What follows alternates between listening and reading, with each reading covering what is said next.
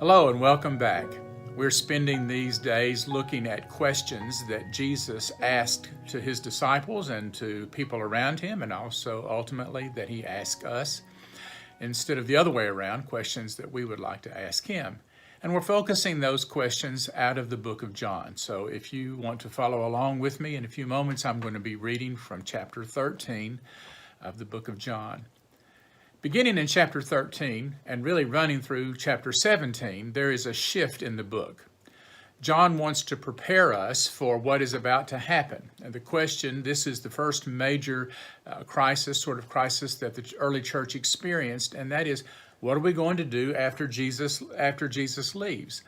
And so these 5 chapters, 13 through 17, sort of help us to prepare, to get ready for the end, for Good Friday, for the crucifixion, then the resurrection on Sunday, and then following that, the ascension of Jesus.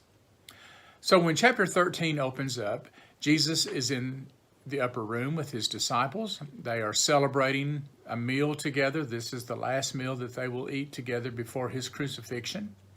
And John tells us that somewhere in the middle of the meal, Jesus gets up, wraps a towel around his waist to form an apron, gets a basin of water, and goes around washing the feet of the disciples. Now, foot washing was a common kind of thing, not only in the Jewish world, but the Greco-Roman world as well. Usually it happened for one of 3 things. Hygiene was important, and that took place. Or it was it was an act of hospitality, something that a host would do for his guest, or a servant might do for the guest of the host, or it was part of a sort of a cultic ritual, had to do with a religious experience. In this story, it is clearly that center one, and that is that this is an act of hospitality. A slave often would be required to remove the shoes of a guest who came in, and to wash their feet. But what happens in this Last Supper sort of disarms the disciples, because what they see is that Jesus takes on the role of that servant. He is host and servant both at the same meal. And he does what the disciples had decided that they were not going to do, and that is, we're not going to do the work of a servant. So one by one, Jesus goes around the circle and he washes the feet of the disciples. When he gets around to Peter, Peter doesn't want him to do it. So let's look at that together. And I'm going to start with verse 6.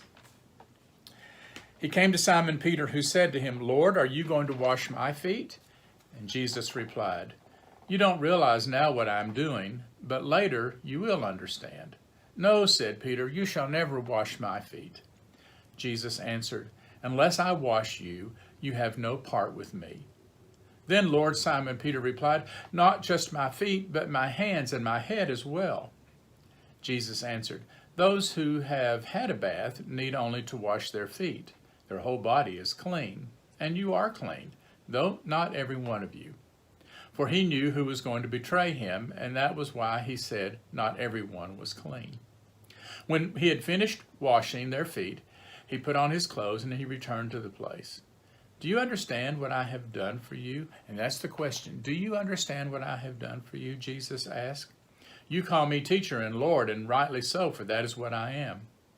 Now that I, your Lord and teacher, have washed your feet, you should also wash the feet of one another.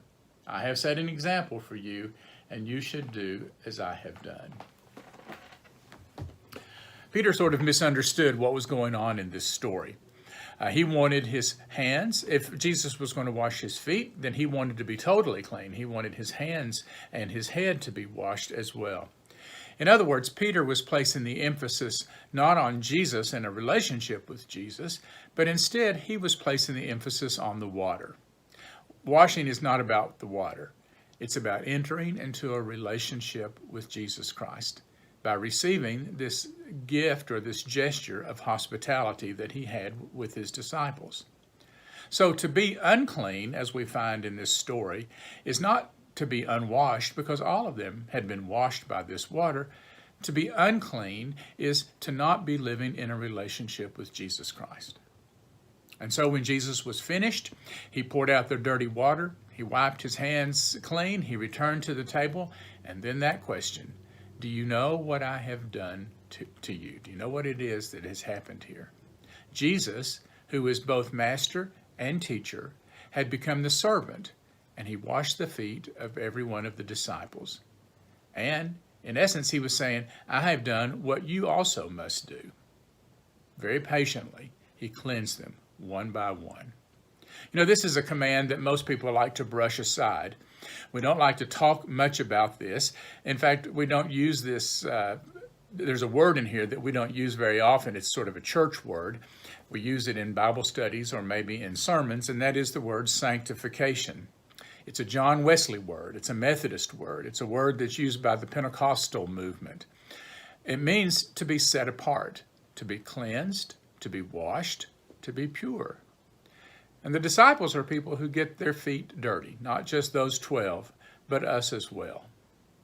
I believe we have largely ignored this whole idea of wrapping a towel around our waist and picking up a basin of water and also a towel and washing someone's feet. Part of that is because we don't feel like we need much sanctification these days. We were baptized one time, and that ought to be enough. Sanctification sounds like someone maybe has gone off on the deep end of their faith. It's one of those things that we don't really understand.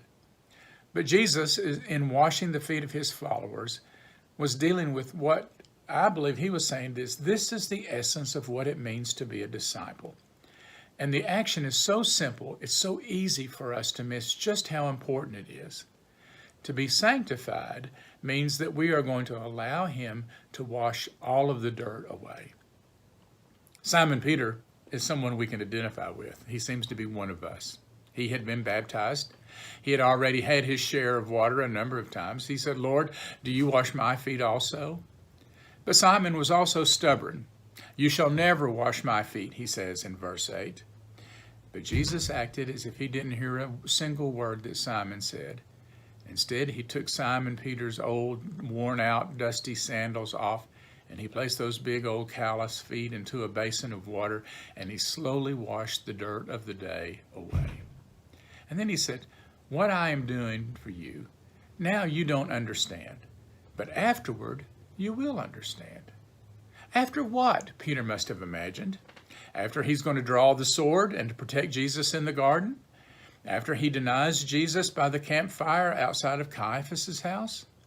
After he had hidden in a locked room with everyone else, afraid for his own skin? After Easter, when he went back fishing? Or after that vision on the rooftop where he ignored what Jesus had called him to do, he refused to listen to Jesus' command? I believe Simon would remember these words that he heard that night, not really understanding them at that time. But when he says, "You are not all clean," not all of you. Some scholars believe that out of this, the early church began to gather on Thursday, every Thursday before Easter, to remember. And they called the event the reconciliation of the penitents. All those who had broken their vows over the year, had failed to live up to their Christian commitment, could come back on this night with bowed heads and tears in their eyes and fall on their knees and find cleansing again. We all get dirty, don't we? Grime of every single day just seems to collect on us. But Jesus is continually washing us clean, taking away our sins, making us clean again, helping us to live the life that he's called us to live. After all of our failures and sins, he comes with a basin and a towel, and he does a very disarming thing over and over. He washes away those smudges and the disorder and the chaos of our life. And like Peter, we're ready to do the work that we're called to do. He's left an example for us in verse 14. You also must wash one another's feet. You see, Jesus, in coming to earth, had made it possible for people to have intimacy and unity with God. And now it is our turn to do that very thing. We can turn our attention to the greater world that is out there and to begin to help one another stay clean. In other words, to have that kind of intimate, personal relationship with God through Jesus Christ. I believe that every age longs to be served, and not many people want to do the serving. We are overwhelmed today about rights. Everybody has a right. The right to vote, the right to carry a gun, the right to have free speech, student rights and teachers' rights and women's rights and equal rights. All of those rights are out there. And at the very heart of the gospel, I believe there really is a sense of what it means to have equality. Paul said in Galatians 3 that there's neither slave nor free, male or female, for you are all one in Christ Jesus. I don't believe the scriptures were ever given to keep people in chains or to starve employees and to keep them from having decent wages. The best teachers we have known are those who would serve their students. And the best Christians that we have known are not those who ask for privileges, but who are willing to serve, to pick up a towel. We remember this upper room when the Lord took that basin and towel and he left us with these marching orders. In essence, this is what it means to be a servant. This is what it means to be a disciple, is to humble ourselves and to be that servant so that others may be clean. They may know Jesus Christ. Carlisle Marney told the story once about a friend of his, Blake Smith, who was pastor of First Baptist Church in Austin, Texas. Blake was dying. He was in the hospital. And while he was there, he called his neighbor, who is a Catholic priest, to come and to spend some time with him so that he could talk about his fears and his failures. And so his good friend, the priest, came. He listened, and then at the end of their conversation, he prayed. He asked God to remove all of the sin and all of the dirt from the life of his friend, this Baptist pastor, before he entered into this mystery that we call death and the life beyond it. When he had finished doing so, the priest got up from his chair and he knelt down beside the bed, and he took the hand of this dying minister and he said, "Now I want you to hear my confession." And the dying pastor nodded his head, and he listened as the priest told him about his own failures and his own sin. And in a weak, kind of broken voice, Blake Smith prayed and asked God to forgive the priest of all of the wrongs that he had committed. "Do you know what I have done to you?" Jesus asked.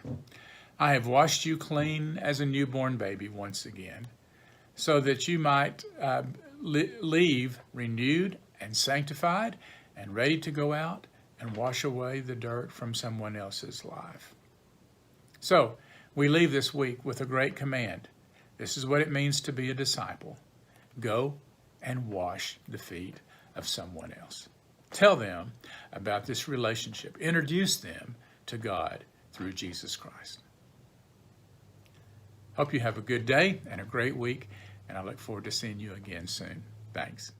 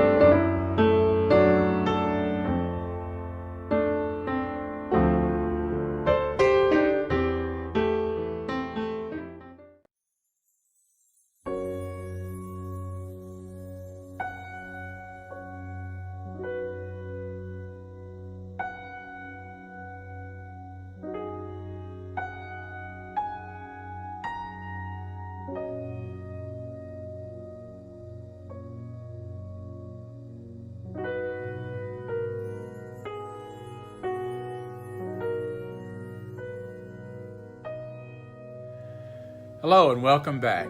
We're spending these days looking at questions that Jesus asked